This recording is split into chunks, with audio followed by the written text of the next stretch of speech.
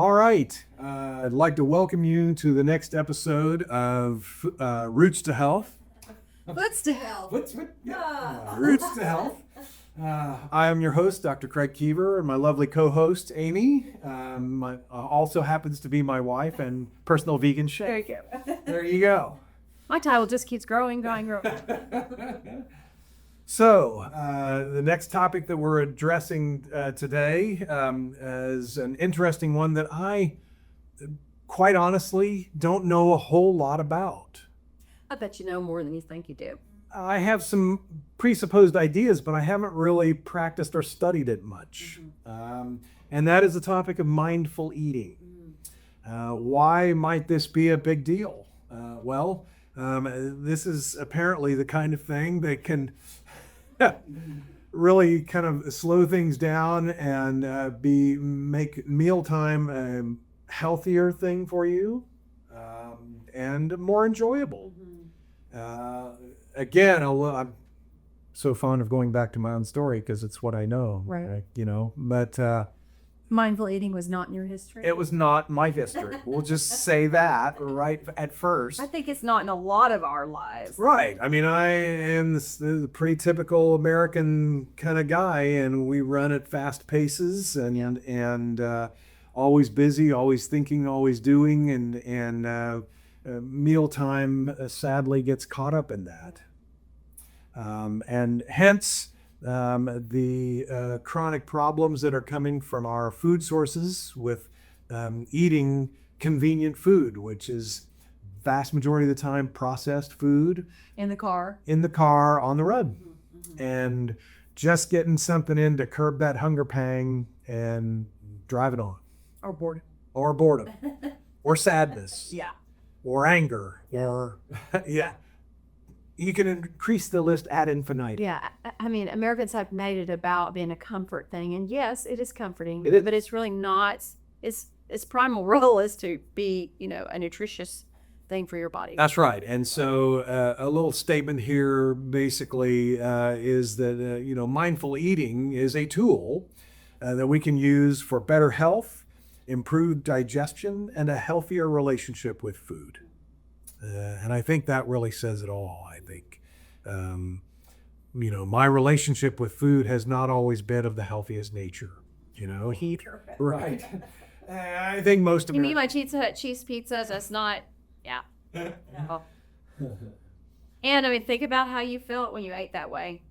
Right. I mean, it just absolutely miserable. Well, yeah. I mean, so many times I'd push away from the table way overstuffed with things that just made my system sluggish, and I want to go take a nap. Which, that face. This is why going fast is even worse, because you don't have that time to just be able to know, am I full? Right. That's right. So, Too late. what is mindful eating? Well, it's defined as bringing full awareness to the experience of eating without judgment. Interesting. I have to ponder. Yeah. Without judgment. Its origins, of course, is that it's connected to mindful meditation practices. Hopefully that doesn't scare anybody away. It shouldn't. It shouldn't. It's okay. We're all different with this. Like, that's just a way to slow your life down. Slow yourself down and be deliberate and understand what it is I'm doing and why am I doing it. Yeah. Right? This is different from dieting. Yes. Okay? I really do abhor that word or that phrase, I'm going on a diet. It sounds temporary. It is temporary. That's exactly right. It's like, I'm going to eat this way until I get whatever goal I want to get, and then it won't matter anymore. I'll be okay. And to your point about being lifestyle is that it's not temporary. It's not about, this is a total shift of your life. That's right. In the best of ways. That's right. It also makes a point here to say there are no strict rules with mindful eating.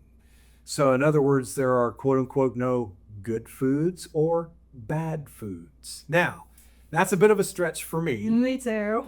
Only because what I know about the way I need to eat for my health problems includes limiting fat dramatically You know, I think the average American diet probably could have as much as 50 to 60% fat in the diet. And for me to control my diabetes, my insulin resistance, I need to have probably less than 15%.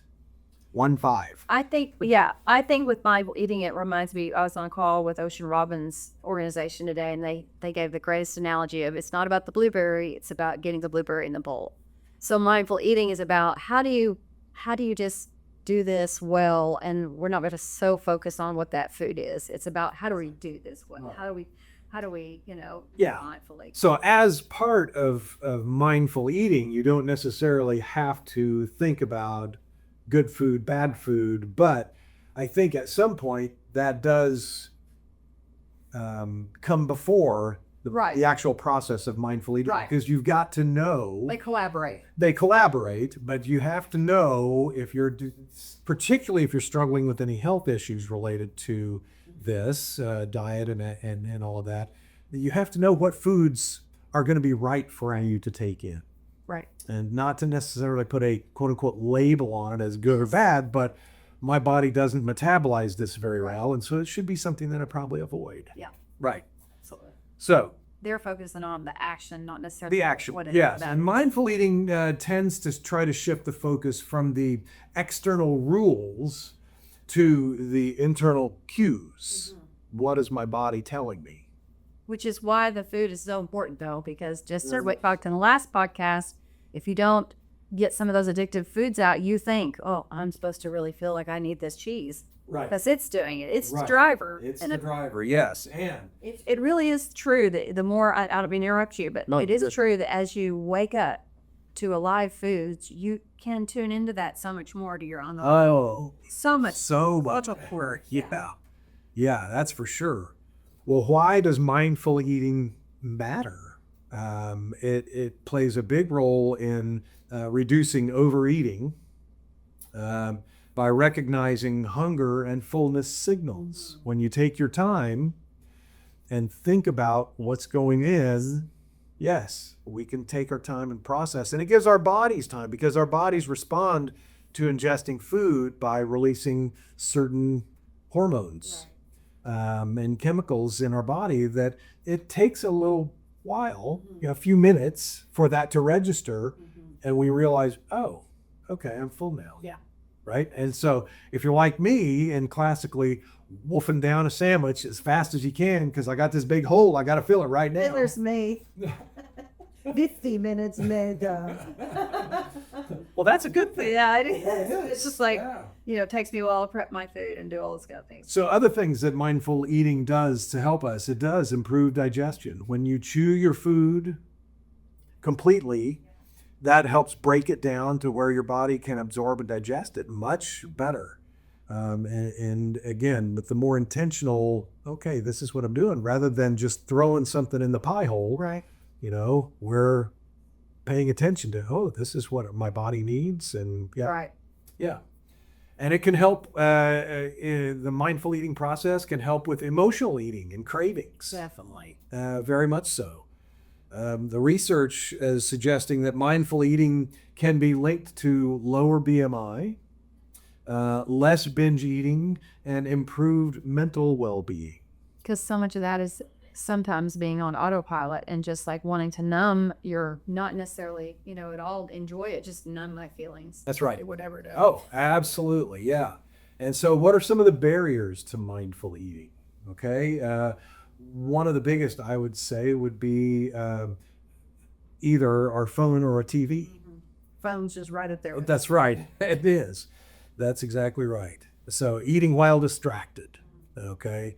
When we eat, it's probably better to sit down and, okay, this is my meal. Which is hard for that mom out there that's got 3 kids going crazy. It is. Yeah. And this is not something that I think we need to pound ourselves to thinking we have to do it every meal. It's not about judgment. No, this is not about judgment. This is about judgment. This is, to my way of thinking, this is all about introducing, like I said, this is a relatively new concept. Same thing for meditation. If you can't do 30, do 5. That's right. Yeah. So we're talking about starting to think about these things, and maybe, I can do this a couple times a week, and then, see how it affects you. Yeah, it You know, has that- got us for sure. Yeah. So other barriers, as we've already talked about, the fast-paced lifestyles and the grab-and-go kind of meals that you can get in any fast food place, which is killing this country. Yeah, absolutely. And we've also already mentioned emotional triggers, stress and boredom and sadness. You know, all of these things are helped with, you know, actual mindful eating and paying attention to what we're doing during the mealtime. And lastly, but not leastly, social pressures. You know, whether we're at a party or for the kids, you know, boy, you better clean that plate. Boy, this is my parents. My mom was like, my father, I was poor growing up, and he would always say, you know, I was raised to believe this way. My mom would always say, she needs to eat till she's full, and she didn't serve that at that restaurant. They served her, you know. It's Right. It's very important to listen to those cues, Yeah. and it also actually helps stress to be able to detach from your life and just focus on something else other than your For real. issues. Yeah, for real. So, how do we start to practice mindful eating? What does this look like? Well, before eating, take a little pause. Doesn't have to be long, 30 seconds, a minute, whatever feels right to you. Just pause a little bit. Think about your hunger level. You know, think about what Are you really hungry? Are you really hungry? Yeah. Just think about all these things in that little pause. And then during eating, eat without multitasking. Yes. Yeah, that's a big deal. That's still a challenge for me. It is. It's a challenge. It's always a challenge, right? Chew slowly. This is a big one for me. And chew enough. Yeah. I'm used to, you know, 5. The saliva in your mouth is actually going to work to That's help right. you. You're digesting as soon as it hits your mouth. That's right. Right?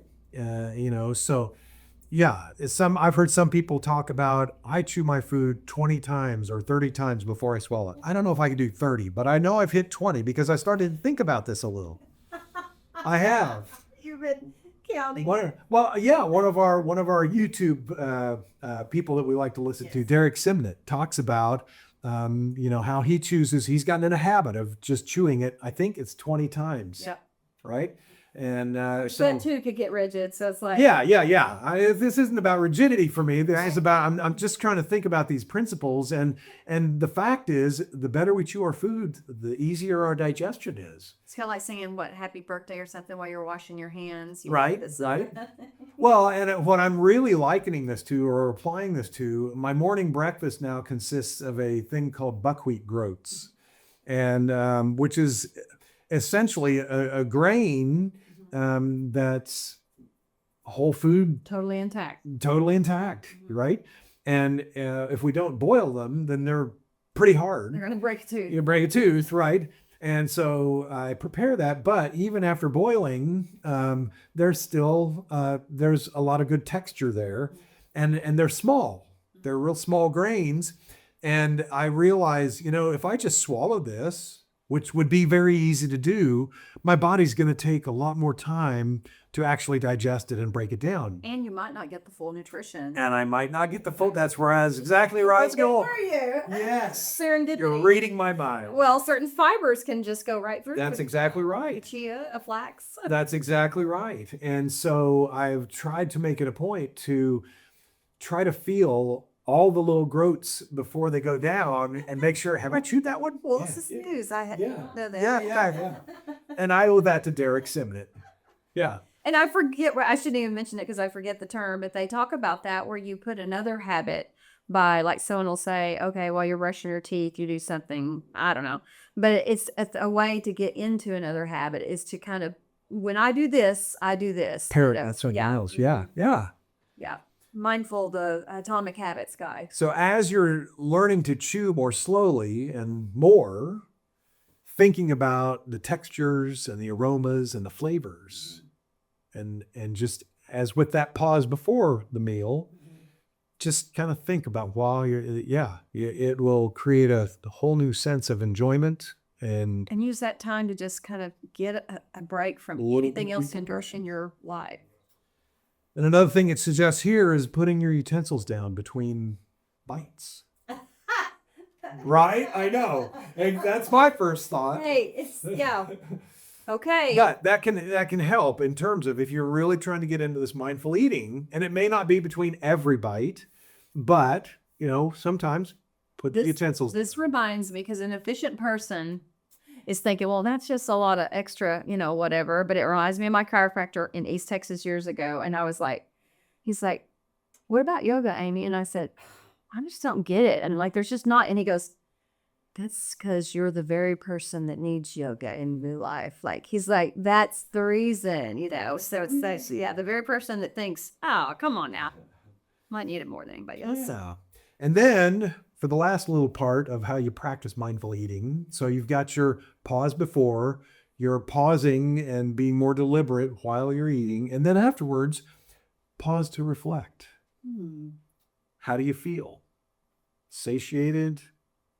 Yeah. And it doesn't have to be long. It's not saying a 20-minute meditation on this. This is 30 seconds to a minute. Yeah. Just a little pause to think. Yeah, I definitely see the reason to be slower when you eat and taking that pause because it does help me realize, oh, okay, I really don't. And even we're taught to just stuff. I mean, not maybe taught, but even get to a point where you might not even feel like you're full and then just wait and just eat. Yep.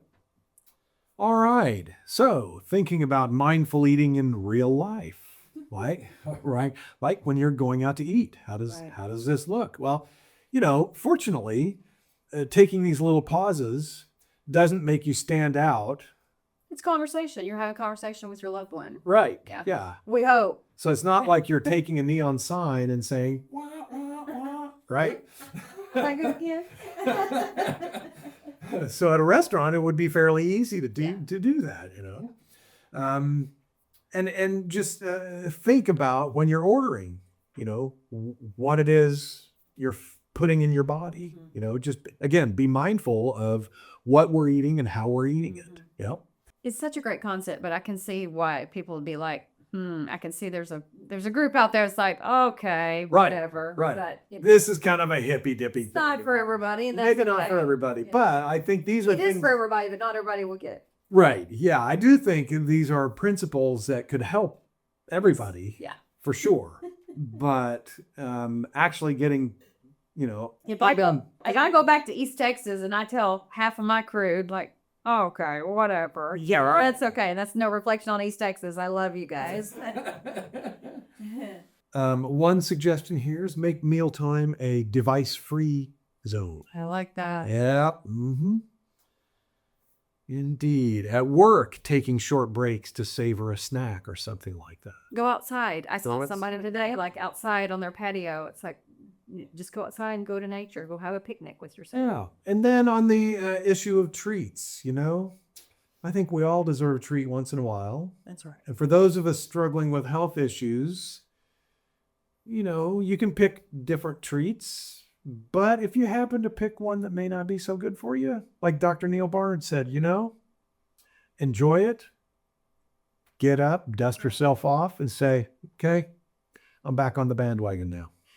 It can be that, or it can also be something that you really make room for. We do, and it's everything we eat is going to be vegan, but we might have a little bit of vegan burger or something like that, and it's such a real treat. And maybe you aren't at a place where you can do that. It's like if you're new in this journey, that may be very, dipping your toe is too dangerous, but you will get to a point where you can. And to me, that's something I really look forward to. Yeah.